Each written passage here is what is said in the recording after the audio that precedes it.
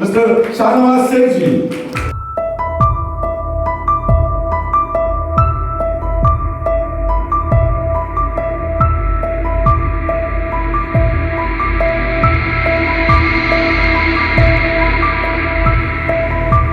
Mister Shahnawaz Sheikh जी, आपका स्वागत है। फाउंडेशन ने किया है, बहुत अच्छा कदम उठाया है इन्होंने इंडस्ट्री को आगे बढ़ाने के लिए। और हमारी रिक्वेस्ट सारी मंत्री जी को जा चुकी है और मेरे हिसाब से तो बहुत सारे एसोसिएशंस अपने अपने तरफ से सभी काम कर रहे हैं। पिछले बारी आयबा ने भी एक मंत्रियों को रिक्वेस्ट दी थी उनके, और महाराष्ट्र से भी रिक्वेस्ट दी गई है। सभी अपने अपने लेवल पे काम कर रहे हैं, पर मुझे लग रहा है कि यहाँ पर थोड़ा सा हमको जुड़कर काम करना चाहिए। हम जुड़कर काम करने से जो हमारी जो जंजीर, हमारे पास के आर्टिस्ट की कमी है, हमारे आर्टिस्ट बाहर क्यों नहीं जाएंगे? तो इसका प्रयास क्या है? क्या हम रेडी हैं? आप सब अपने आप से पूछ सकते हो।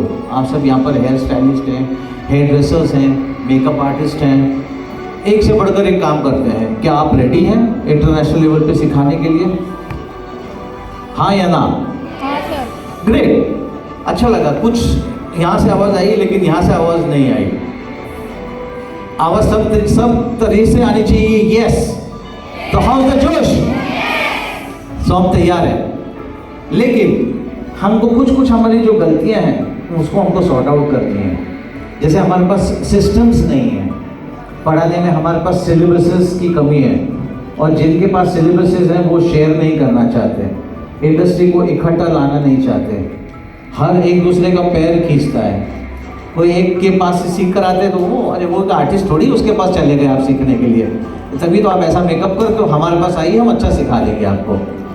तो ये नहीं होना चाहिए। तो यूनिफॉर्मिटी हमारे पास नहीं है। जैसे अगर हम बोलते हैं कि दिल्ली में 10th स्टैंडर्ड का सिलेबस, कोई भी स्कूल में चले जाओ सेम सिलेबस है, सेम तरीके से पढ़ाते हैं, उसी तरह से मेकअप का क्यों नहीं हो सकता? उसी तरह से हेयर ड्रेसिंग का क्यों नहीं हो सकता? हो सकता है। हम यूके के लेवल पे देखते हैं तो NSQ लेवल 1, NSQ 2, 3, तो क्या हम वो फिर सिलेबस फॉलो करते हैं? क्या हमारे ट्रेनर्स वो सिलेबस फॉलो कर रहे हैं? क्या हम उस पर ध्यान दे रहे हैं? क्या हमारे पास हमारे जो सैलून्स हैं, एकेडमीज हैं, क्या हमारे इक्विप्ड हैं? हमारे ट्रेनर्स क्वालिफाइड हैं? हमारे ट्रेनर्स सर्टिफाइड हैं? हम सर्टिफाइड हैं? क्या हम अच्छे से पढ़ाते हैं? हम डेडिकेशन से पढ़ाते हैं या सिर्फ एजुकेशन देना चाहते हैं? उस पर हमको ध्यान देना चाहिए, उस पर ध्यान देना चाहिए, इम्पॉर्टेंट। सो मैं ये रिक्वेस्ट करूंगा कि अपने अपने ऑर्गेनाइजेशंस जिनके साथ भी आप जुड़े हो उनसे डिमांड कीजिए कि हमको एक स्टैंडर्ड सिलेबस रेडी करें। या तो नेशनल स्किल्स डेवलपमेंट के पास भी अपने सिलेबस है, या तो वो फॉलो कीजिए, कुछ तो एक फॉलो कीजिए। बहुत से तो ये करते हैं कि हम नेशनल स्किल डेवलपमेंट्स के साथ में जुड़े हैं तो उनका जो छोटा मोटा है हमको 5,000 10,000 मिलते हैं बच्चों को पढ़ाने का, तो हम उतना ही समय देंगे। वो एंगल से आप एजेंसी ले लेते हो। तो मेनली यहाँ पर जो फोकस है फोकस हमारे पैसे कमाने में है, फोकस हमारे स्किल्स डेवलपमेंट में और एजुकेशन देने में नहीं है। पैसा तो चाहिए, सभी को चाहिए, बगैर पैसे तो कोई सर्वाइव नहीं कर सकता। पर मुझे लगता है कि एजुकेशन और स्किल्स डेवलपमेंट का परसेंटेज ज़्यादा होना चाहिए और पैसे कमाने का परसेंटेज थोड़ा सा कम होना चाहिए सोच में, कि चलो ठीक है यहाँ पर मुझे पैसे कम मिल रहे हैं तो ठीक है, बट मैं एजुकेशन तो पूरा दूंगी।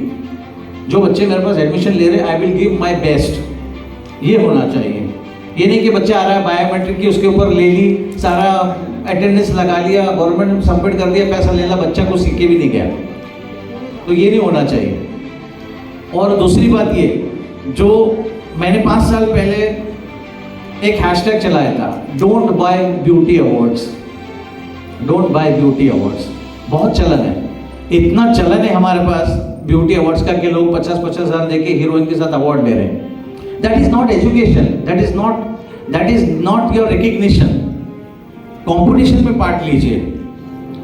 दिल्ली में प्रोफेशनल ब्यूटी में आयबा करवाती है कंपटीशन, आकर एग्जीबिशन गुजरात में करवाता है, हेयर एंड स्टाइल स्पीक वाले HBS में मुंबई में करवाते हैं। आप उसमें पार्ट लीजिए, गो टू दिस प्लेसेस। जीते और नहीं जीते, गोल्ड मेडल जीते, सिल्वर जीते, ब्रॉन्ज जीते या नहीं जीते, एटलीस्ट आपको पता चलेगा कि मेरी लेवल क्या है। That is more important. Part लेना, रेस में पार्ट लेना इंपॉर्टेंट है, जीतना इंपॉर्टेंट नहीं है। जीतोगे तो सही, एक ना एक दिन आप जरूर जीतोगे। आपका अच्छा काम है, ऐसा नहीं कि नहीं है। तो आपको 50,000 रुपए या 25,000 रुपए देके अवार्ड क्यों लेनी है? That is not the right way. Second चलन हमारे पास एजुकेशन का ही है। चलो दुबई, चलो सिंगापुर, फैमिली छोड़ के दुबई जा रहे हैं, 20-20, 40-40, 1-1 लाख रुपए खर्चा कर रहे हैं। वहां जाके क्या हो रहा है?